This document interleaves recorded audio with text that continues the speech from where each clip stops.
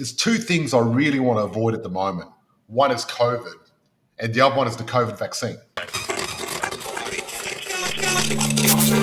the big question is this: how are investors like us who weren't born with a silver spoon successfully investing in property to create a passive income and still have a lifestyle now? That is the question. This podcast will give you the answers. I'm George Markowski and welcome to the Positive Property Show. Our mission is to empower 10,000 people to create financial freedom through property using the Markowski method. Join us. Hello and welcome everyone. If you're watching live, type in hashtag live. If you're watching the replay, as many of you do, type in hashtag replay just so I know that you're watching. George Markowski and Belinda Flaherty coming to you live and loud. Yes, we're going to have live and loud. Now look, Live and loud. apparently last week, Belinda was voted one of the most enthusiastic people in Australia, and that's really good. Now look, we like to have fun, and that's the most important thing. Is what's our number one value?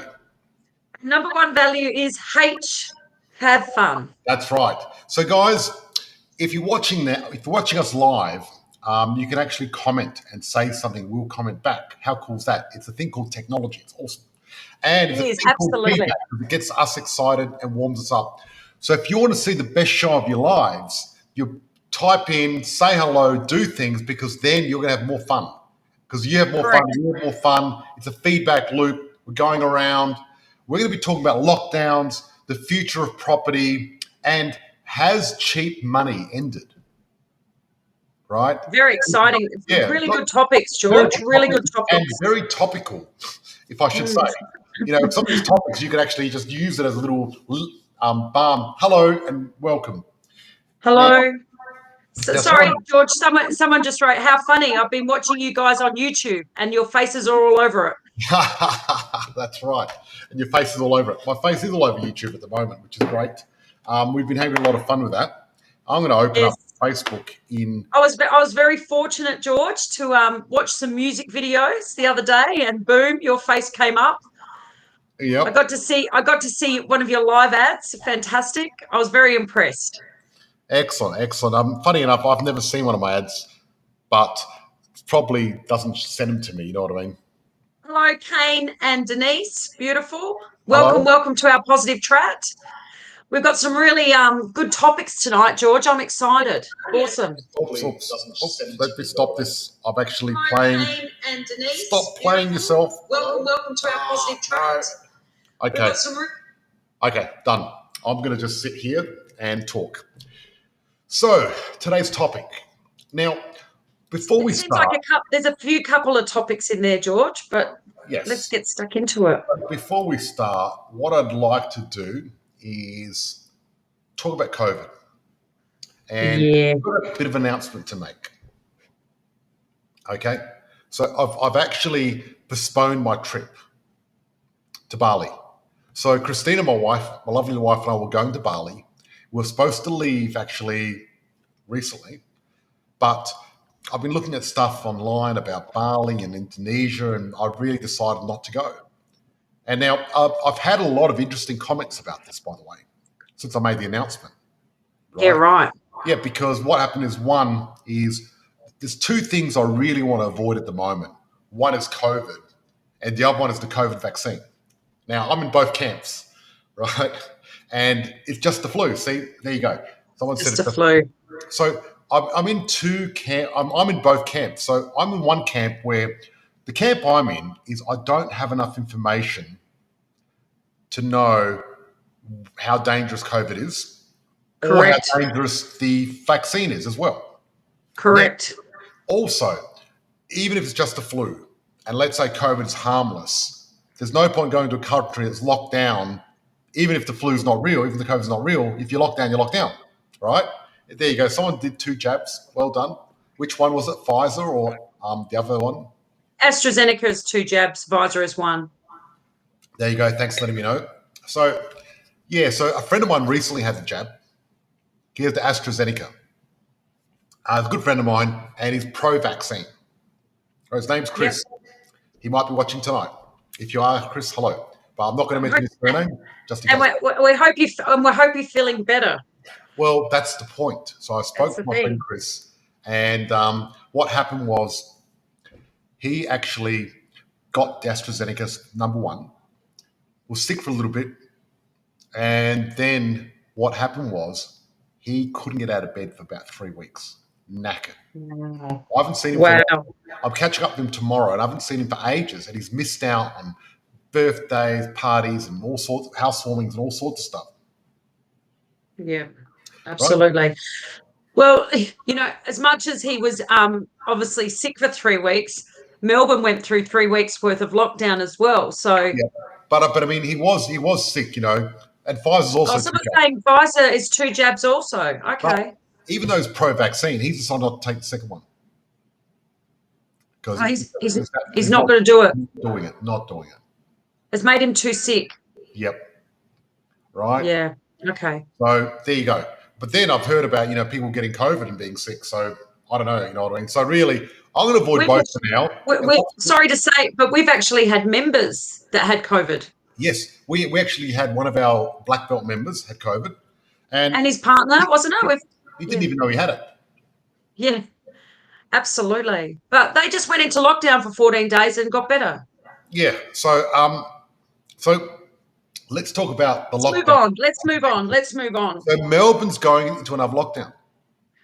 Now, Correct. it's the fifth lockdown in 18 months. And you know that joke that I say, only 3 more lockdowns till Christmas for Melbourne, but it's probably true now, right? But Yeah. all jokes aside, it's sad about Melbourne's gone to love lockdown. Sydney's there right now. Melbourne's going to be there tonight at 11:59, right? And I reckon there's other state premiers itching to hit the big lockdown button because they're just, it seems like all the premiers are just sitting there waiting to hit that lockdown button and they want to just smash it down, right? Someone said Yeah. move to Melbourne. Well, I actually was compiling a list of what to do in Victoria, and number one on that list was leave. I love Victoria, but at the moment. So now the thing is, for some of you, it's business as usual, but for a lot of people, it's locking down can affect you economically, emotionally, in a lot of different ways, Yeah. right? Correct. That's the reality. You know what I mean? So that's what's happening with lockdown. So I mean, people can say move out of Melbourne, but the reality is Sydney's in lockdown. Queensland went into a lockdown, and there's no so, doubt that Queensland will probably end up going into another short little lockdown. I mean, yeah, it's exactly. like this domino effect that's going through the whole states. Yeah, Perth even had their own lockdown. I didn't they even did. hear about it because I For don't one watch current person. affairs. For one person. There was one person I that locked know. the whole place down. Here we had a Pizzagate. I don't know if you heard about that. People say, Yes. why take experimental poison? There's a lot of people here against COVID, and some people, it's not against COVID, against the jab, and some people not, But the fact of it is, you know, we've got Yeah. lockdowns, and how's that going Move to to affect Canberra. the future? How's that going to affect the future of property? Well, Yeah. the RBA have been talking about putting their rates up. I don't know if people heard about that. And we spoke about a bit of that stuff the other day about rates and what's happening. Because you realize at the moment, we're in an amazing part of history. We've actually, interest rates is, I think interest rates have been around, they got invented about 5,000 years ago in Egypt. Yes. And this is the cheapest interest rates we've ever had in history. Right? Yep. There you go. And we've got someone that's really anti-vaccination going nuts at the moment. And look, I understand your point. And a lot of people are very passionate about that, and that's fine. Now, the thing is, we've got the cheapest interest rates. However, a lot of people are saying, well, you can't get lower than what we got, 0.1%. Yes. Can you get lower? Is it true? Is it not true? I'm about to answer that question. Well, guess what, guys? You can go lower. And that's what I want to talk about tonight. What I'm talking about tonight is I've touched on it a few times. Remember I spoke about negative interest rates quite a few years back? Yes, you did actually. Yes. So funny enough, right? Because the RBA, they've been talking about that they're winding things back, right? Yes. Because we're talking about the free money, right? But let me tell you what's happening. Explain away. right? So they've been printing $5 billion a week. Imagine that. Wow. Imagine that if they That's handed me quite the figure. 5 billion. They could create 5 billionaires every week if they wanted to, Wow. right? And how is that going to affect us as What they're investors? doing now is they're tapering back. They're cutting it down. Mm-hmm. They've decided they're going to cut it down to 4 billion a week now. Like, hello, 4 billion. That's still a lot of money, That's still a lot of money. Yeah, for right? sure. So, because Absolutely. they were talking about they're going to unwind it, because what the Reserve Bank have done, they've taken their first little baby step to unwinding their $237 billion monetary stimulus, It's huge. Yeah. right? So what it signaled, it's going to lag other central banks in lifting rates, and move remains unlikely before 2024. Listen to that. Mhm. So they're saying rates may not go up until 2024. That's another like 4 years. Wow. So absolutely. And even if they do go up, George, it's not like it's going to just go up overnight. It's going to be it'll be a gradual thing. Yeah, totally. But I mean, it is Just great. as just as much as it's been a gradual thing going down. Yeah, absolutely. But what I'm saying is they've decided to go from 5 billion to 4 billion. That's still a lot of money they're printing every week. Every week there's $4 billion going to the economy. You know what that means? You know what that means? Money in your bank is worthless. That means that your deposit in your bank account every week is getting flooded with $4 billion cash, and it's slowly sinking Dwindling. every week. Every week. Now it was sinking a little bit faster before, slowed down, but it's going down. Absolutely. Right? Yeah. Yeah. So what happened was they were planning if the wage inflation went up, right? They were going to Yep. put interest rates up, but the wages haven't gone up as much as they thought they would. Right? Yeah. So they reckon the first rise in the cash rate won't happen until 2024. 2024. Yes. So a lot of the markets and banks have been pricing the increase at 22, 23, but the Reserve Bank reckons 24. Wow. Right? No, it's a year to look out for, really. We're going to get Awesome. there. It's only 10 years away, 10, 12 years Yeah. away. So what's happened is, someone's saying, "Hey, George, where fixed interest rates move upwards slightly." Yes. So the banks have moved fixed interest rates up, and they did it a couple of weeks ago. We already spoke about that. However, Yes. the RBA aren't putting them up for a long time. They've just done that. But the reason the banks have put their fixed rates up is because the RBA aren't giving them as much of a cut. They've changed the way they do things. That's all. Right? Yeah, right. Also, what they've done now is they're no longer putting a time limit on the money printing. Ah, Right? very interesting. Yeah, so they before that a time limit, they got rid of it now. So they're saying now, forget time limit until inflation is up, unemployment is down. We're not doing it. This is the thing though. Inflation is up, but no one's seeing it. Yeah, right. Absolutely. Yeah. So what So they want wages to grow above 3%, inflation above 2%, unemployment below 5%. They're saying that's what they're going to do. yeah. Yes. So someone's saying negative interest rates would mean that banks will push for more loans to cover their storage fees. Yes, it does. Right. Absolutely. The negative interest rate is interesting. All right. I'm going to be talking about that in a minute. Yeah, beautiful. Yep. So basically, if I said to you that the RBA was going to print $4 billion a month until wages were growing 3 to 4%, would anyone believe me? Well, it's true. It's just happening now. And if you heard that, what would you be doing? Let me tell That's you what it. you'd be doing. This is what you'd be doing. You'd be buying a shit ton of property, because what they're saying is they're going to put 4 billion in the economy every week until wages start growing at 3 or 4%. When wages grow 3 or 4%, what's going to happen to property prices? Up Gonna go up. So this is what we're talking about. We're talking about a boom on top of a boom, boom stacking. And that's what's happening at the moment. Now, I'm going to go get a bit more wine if you keep everyone entertained. I have to. Okay, great. So we want to move on from, we're getting a lot of questions and people talking about this visor thing and all that kind of stuff. So let's get back to the property stuff, because that's what we're here to talk about. Yeah, So I like to start with something a bit of fun, right? But absolutely. But we want to get focused on what we're here to talk about, which is more around property. So we've got another question that just come in, George. Also, not a question, but a statement. Also, with no immigrants coming in, wage inflation has to go up. There's no supply of labour. someone's What do joining you me. think of Boom that? for wine. I like that. Thank you. Yes, so look, with no immigrants coming in, wage inflation has gone up because there's no supply of labour. Look, that's partly true. What's happened is part of the reason employment rate's gone down is because of people have left our country and there's no migration. So that's Yes, already happened. That's already in the equation.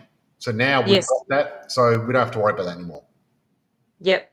So what about this one? With the material shortage, will there be a slowdown in construction and supply of new properties? Good question. Yes, there will be. No, not will be. There is.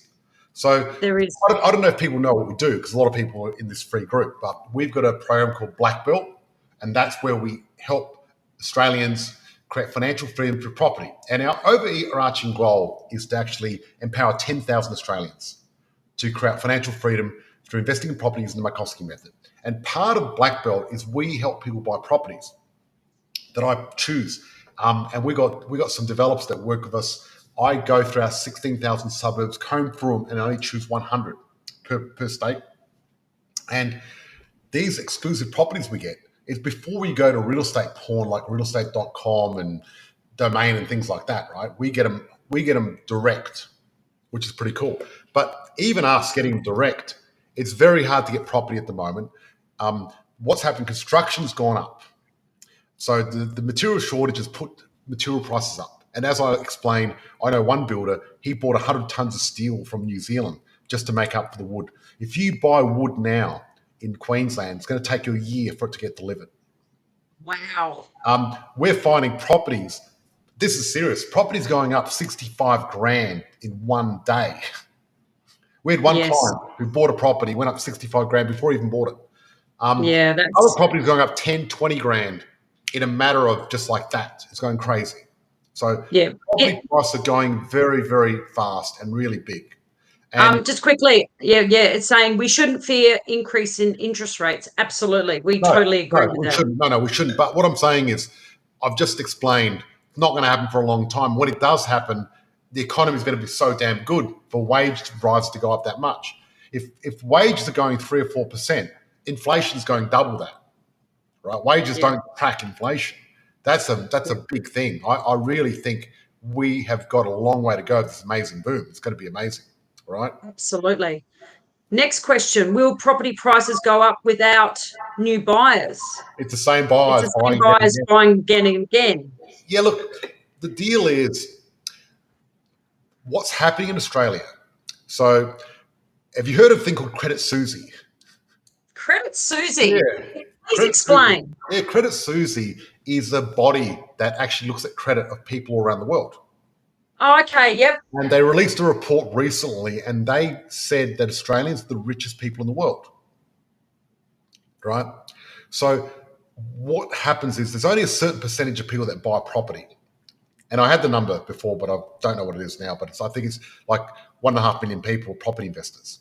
But you've got to understand, there's all these people now that have got money that are becoming property investors. The biggest growing thing at the moment is there's so many brand new homeowners and property investors coming into the market because people have got so much money. So Yes. it's not the same buyers, but even if it was, it wouldn't make a difference because it's all about supply and demand.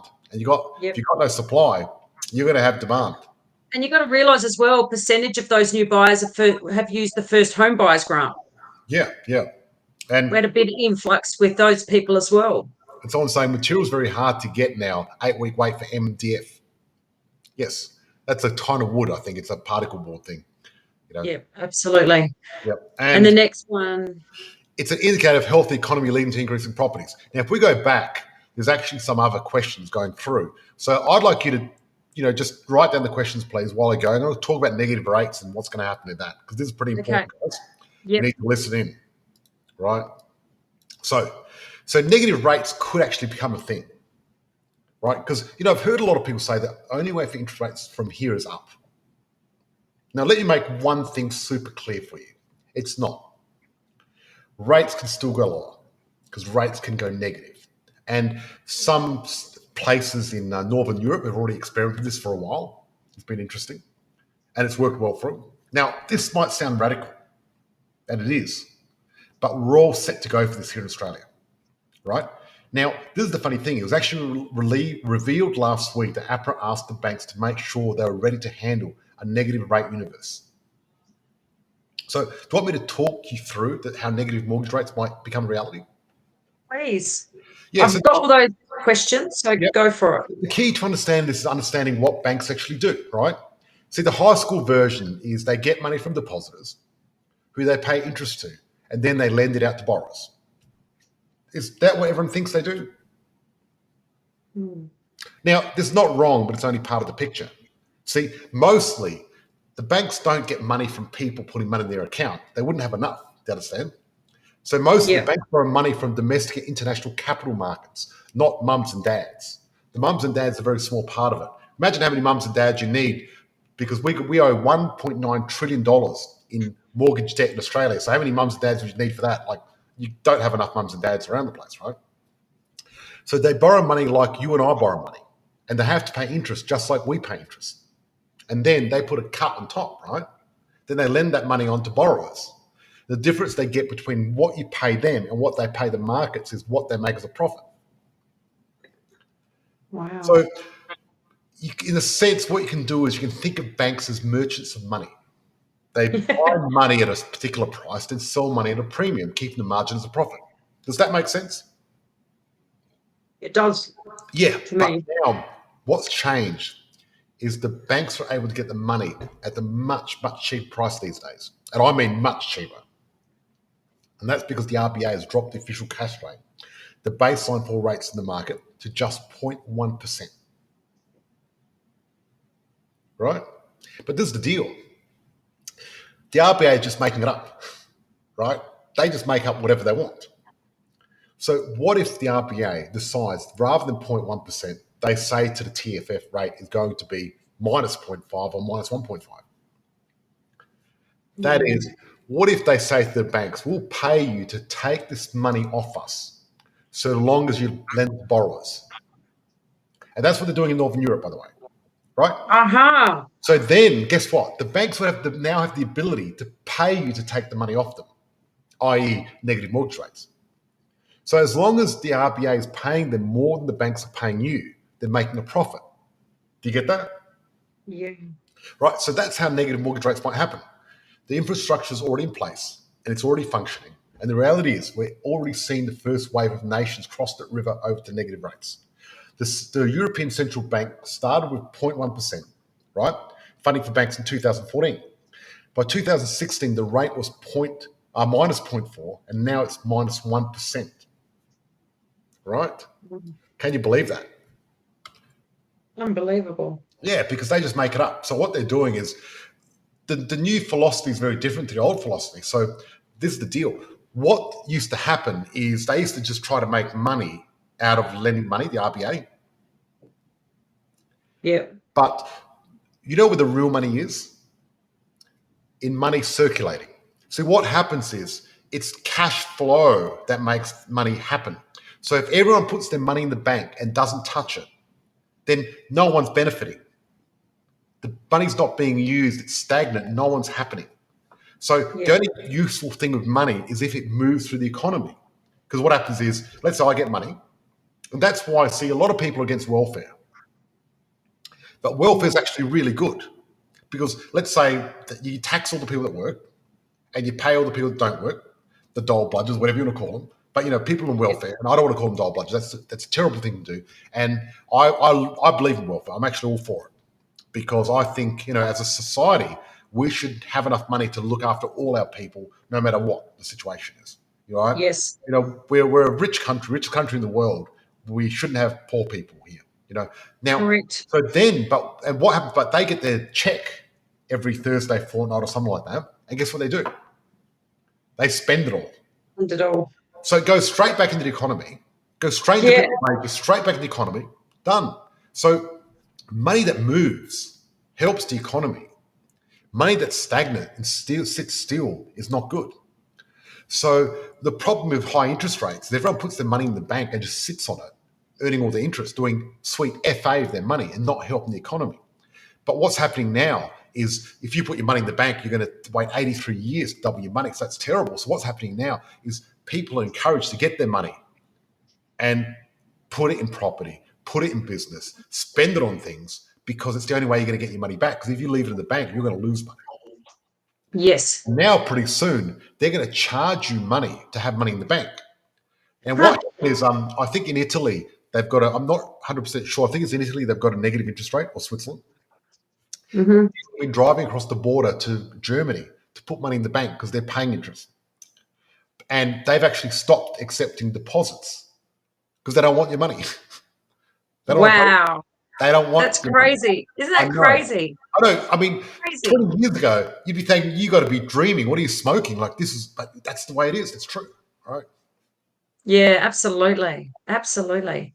Someone just wrote here, banks will always profit in some form. Well, they have to because if they didn't profit, they wouldn't be here.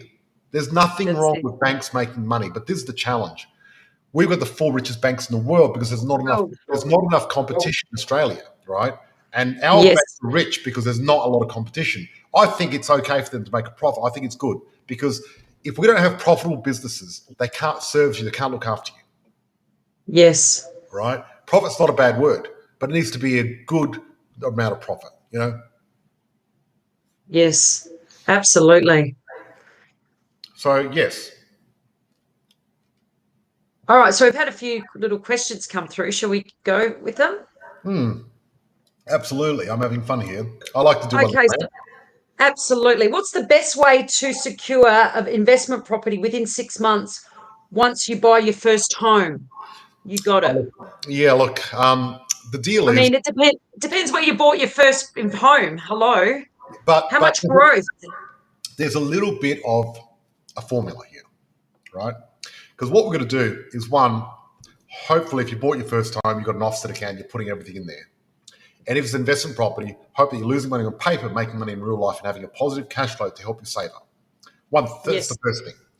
So what we're doing when we buy a house, we want to use as much equity as we can to buy the house, not use cash. And we're trying to fill up our offset account so we've got more deposit for our next house. And at the same time, we're waiting for the equity to go up.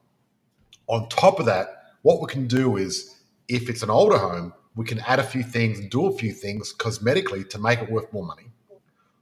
Or we can get some valuations and to do it. That's one thing.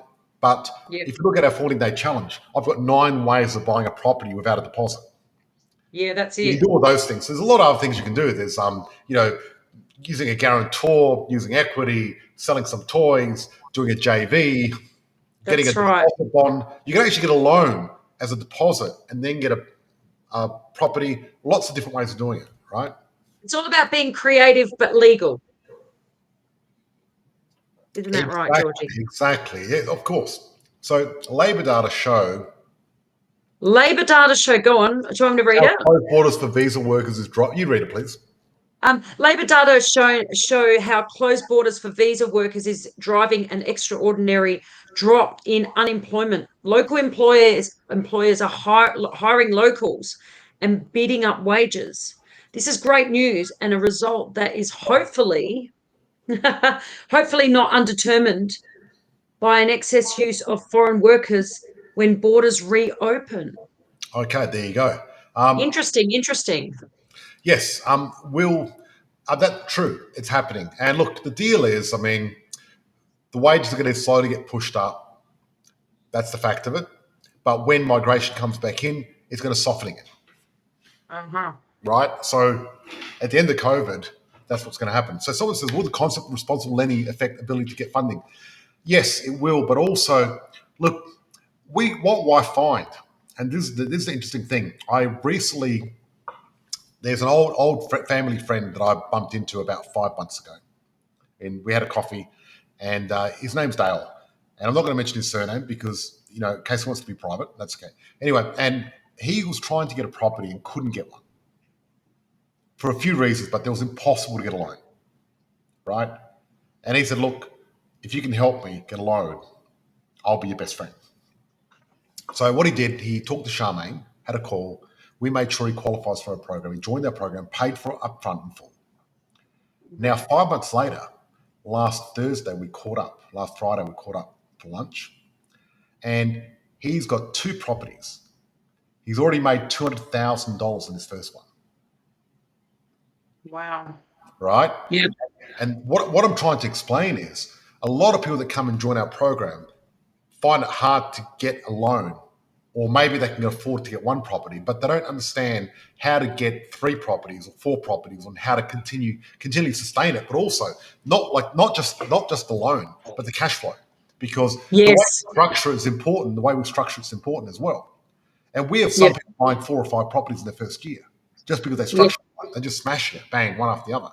Got one guy, Yes. Barry, he's got like 4, I think, in his first year, which is good. Yes. Where's the best place to hide cash? I don't know. You tell me. I don't know. I don't do cash. Hey, yeah. We missed a question back then. Will the concept of responsible lending affect We already abilities to? did one. Oh, you did that. Okay. Where is the best way? Someone's saying something to you in Macedonian. Yeah. High growth areas, very high demand, very little supply. Absolutely. Exactly. That's exactly right. You've nailed it. 180,000 went to my first home. Great. So what I need to know is how much equity do you have in there? How much was that home, that first one? How much did it cost you? Look, I always say when new members start up, there's always 3 areas you've got to look at, and that's the strategy, setting it up right, making sure you buy high growth, and you've got cash flow. That's what we're looking for. Okay. In this scenario with low interest rates, what's the value of going with tiers of 2 or 3 lenders, unions or non-banks? Yep. And Also, will the banks be tempted to give you low valuations in the current market? Yes, look. Or the other way around? Unfortunately, the banks are tempted to give you low valuations no matter what.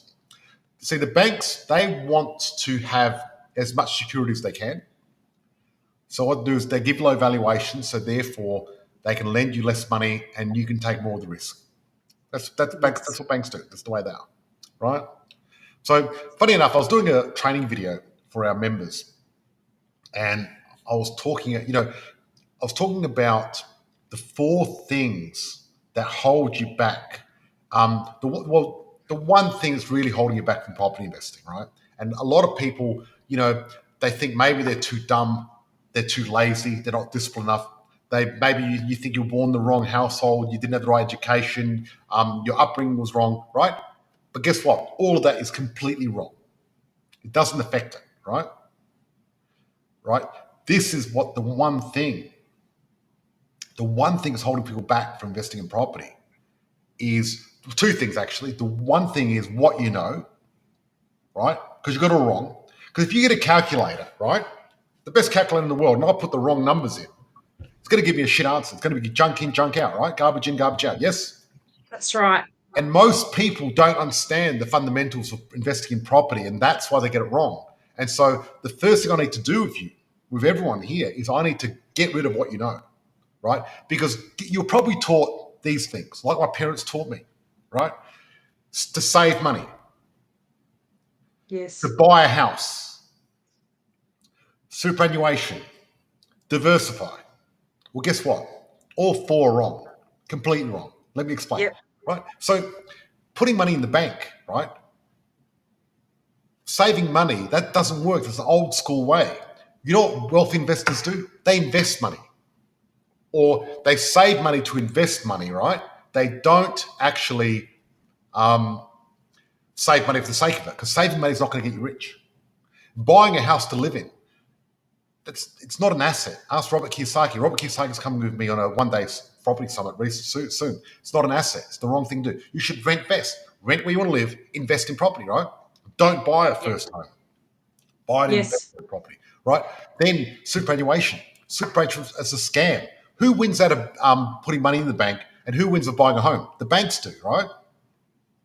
That's right. Superannuation, who wins out of that? The stock market does. Diversification, stock market does. Rich people, wealthy investors don't diversify.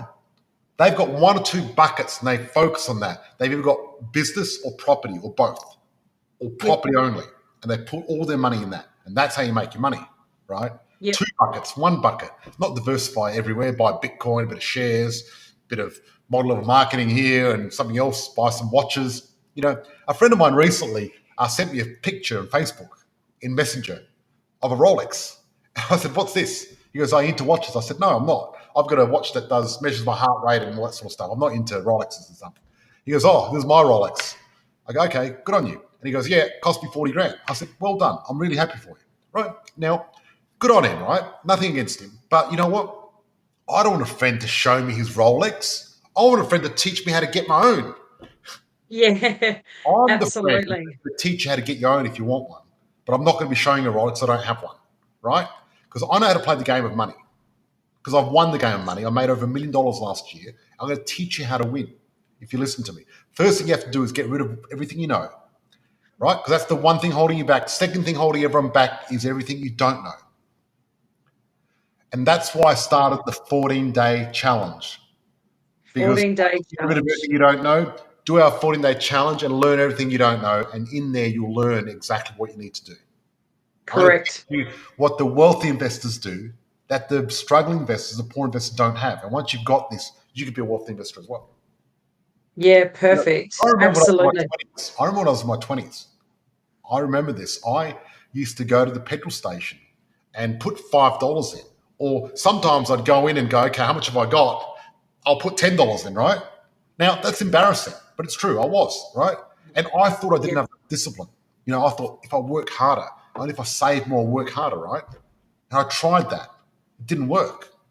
I was fortunate, though, to learn the secrets of the wealthy investors and then start investing. And then I started making money. And you know what? If you run out of petrol or you're low on petrol one day, fine. But if it's happening over and over, there's something wrong there. But you that's can never right. save yourself to wealth. You need to invest yourself there. So that's what Yeah, people need to do. You know what I mean? Hi, yeah. team. For a first home buyer, can I build a duplex? No, you can't No. do that. But okay, guys, I just said buying a home. Number two, one of the worst things you can do. Get Yeah, investment property instead if you can. Seriously. You know? yeah. For a Oh, first good old home buyer, European can I? school. Oh, the good old European school of investment that our parents taught us. Yes, absolutely. That's Yes, absolutely. yes. Here's to that. Absolutely. Yeah, so look, my absolute mission, undying mission, is to empower 10,000 Australians to become wealthy through property. If you want to be one of those people, type in 10,000 because I need more people. We've got about Yes, we 500 do. people on our black belt program. I need another 9,500 people to join that. We've got 5,000 in our group, which is great. Just nearly, that's good. So that's what's happening. So, guys, we're going to be finishing off in about 5. So, there's a message right up here, right up the top here. Can't see it on my end. 10,000. Hello. Well done. Okay, I'm going to read it out. Yes, please do. Um, that was one right down the bottom from the first part, wasn't it? Another 10,000. Yay. I can Okay, only see Facebook users. okay. So I'm about to start construction on my first home. I'd really that's like to not, buy a house and land in the same area. 4 years if high demand and very low supply. How would I best go about securing an investment property with short time between my first and my second? Okay, look, probably I can't really give you that much inside data and on such a broad platform. You probably need to book in with Charmaine and get one of our coaches to talk to you and help you with that. yes, Because yes, I really am into, at the moment, there's a big boom going on. So there's nothing wrong getting lots of property as long as you do it with education and you do it properly and you get the right properties, right? yeah, Right. But you shouldn't be buying the same area. You should be buying in yes. different areas, right? The same areas Yeah. doesn't work, right? You've got to, What- you, I've only got Facebook user here, but I'll just say to you, you don't want to put all your eggs in one basket. You want to diversify your risk, and absolutely. that's what's going to keep you safe. See, Warren Buffett, and rich people, they don't diversify their investments, but they diversify their risk. So Warren Buffett, what he does, he invests in stocks only, but he diversifies.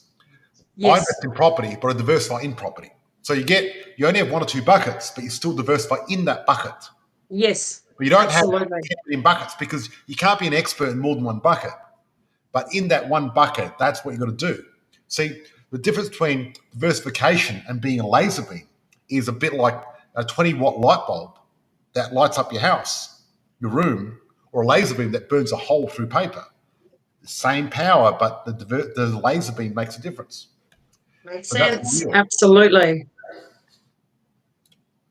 Can't wait for my second call next week. Excellent. Yay. Excellent. How do you differentiate from all the property companies and gurus? I am the guru. Now, I think success leaves clues. yeah, That's what I look, pretty much, I at, mean, at, it's all about looking at the mentor and seeing what results they have. Do they have real life results? I really think you really got to get to know them and see if you can test drive their program somehow. So what I've done, for example, just to give you an idea, is I've created the 14-day challenge so you can test drive all our stuff, right? And that way you can test drive it. And at the end, you go, well, I like it, I don't like it. It's up to you. But I really think at the end of the day, test drive whatever you need to test drive. Exactly. And we do that through our 14-day challenge. So it's a great opportunity to test drive. And the beautiful thing about the 14-day challenge is if you don't think it's up to standard and you haven't learned from anything, George is more than happy to give his money back. So Yeah, exactly. that really puts some money where his mouth is in Yep. that sense. Look at Scott here saying, I'm coming, George. Excellent. Good on you. Scott, Oh, in the middle of studying a company, crossing my T and dotting the I's, and I'll be calling you and the team. First, I want to apply your rapid mortgage reduction. Excellent. And you should. I think doing that's great. And Scott, welcome. It's beautiful. Great. welcome. Absolutely. Yeah, so look, guys, 10,000. I love it. It's great. Yeah, we've had a great response tonight. I'm really excited. Yes. That So, means we're going to have a lot of people doing our 14-day challenge, which is a great education. Absolutely. look, it's the education you didn't get from school or from your parents or from the barber or the Uber driver. This is the real thing. Correct. And you know, I get so many people saying to me, Belinda, you've done so well in property. I go, yes, because I had a good coach. George, you were my coach. Yep. But they always ask me, well, how do I get started? And I always say, get educated. Get Yep. educated. Yep. So what That's your about, investment in yourself. I love the analogy of the Rolex. Thank you. I'm glad. What is the What's rapid mortgage rapid reduction? Well, we're going to have to explain it next week. I wouldn't mind talking about it. But what it is, Belinda, is rapid mortgage reduction shows you how to cut your mortgage in half with the same payments. It's really good. The banks don't like it, but we love it. It's great. And we use that we're for kind of we're beating the banks at their own game and we're playing it smarter, not harder. Yep. That's what it's all about, Belinda. Yep. So, guys, if you listen to our podcast and you're enjoying it, please leave us a review, right? I'd really Yes. appreciate that. Or wherever you listen to us, give us a review on that platform, wherever it is. Thanks for watching. I really appreciate it, or listening, if you're listening. And, I was going to give a summary. What we did was spoke about lockdown, the future of property. We spoke about Yes. has free money come to an end. We talked about the prospect of negative interest rates and what that's going to do for you, but also spoke that the RBA may not be raising interest rates till 2024. We know what's happening, but they've also cut down spending or printing of money to $4 billion a week, which is still quite large. Yes. All in all, it's good news for property if you can find any, because it's hard to find, but otherwise it's great. You guys are great. Now, look, thank you. I love that. Thank you so much. I really love our community and our tribe. Guys, you're all freedom fighters. That's what we are. We're freedom fighters. We're fighting for freedom. Now, look, my theory is one thing only. If you haven't replaced your income through property, that should be your number one goal. That's all I can say. Absolutely. Then I can drop the mic. Psh, done. Okay, Boom. guys, have a good night. See Some you. great questions, guys. We're Great here night. every Thursday at 6:05 p.m. Adelaide, Australian Central Time. Come and join us Thursday. Ask us questions. Bring a glass of wine and enjoy. And Okay. water. Thank you, guys. Bye-bye. Thank you for listening. I'm grateful for all our listeners around the world. If you found this podcast valuable, please share with someone that might find this useful, and please join our tribe of purpose-driven investors, increasing income and impact in our Facebook group, Positive Property. Please note, with a multi-million-dollar property portfolio and a passive income, I've become incredibly successful in investing in property. The fact of it is, however, many people may find investing in property challenging. It's not easy, and it takes a lot of hard work. However, becoming educated to make an informed decision and having the right advisors gives you the tools you need to succeed. The most important part of this formula, however, is to actually take action and apply that knowledge. It is important to understand the information I share is of a general nature only and is not taking into account your unique circumstances. If you're considering investing in any asset class, you need to seek the advice of an independent professional advisor who will be able to look at your specific situation. Be sure your advisor has actually achieved the kind of results you're seeking. Many won't have, so beware. We've taken great care putting these educational resources together. We'd be surprised if you didn't find any errors or omissions. If you do, our legal team says we have to say we're not responsible for those. In fact, as with all things, even your success, we're not responsible. That responsibility always has and always will come down to you and the actions you take. We're passionate about supporting you in that process and helping you increase your ability to create wealth, live the life you desire, and provide all the things you dream of for you and your family.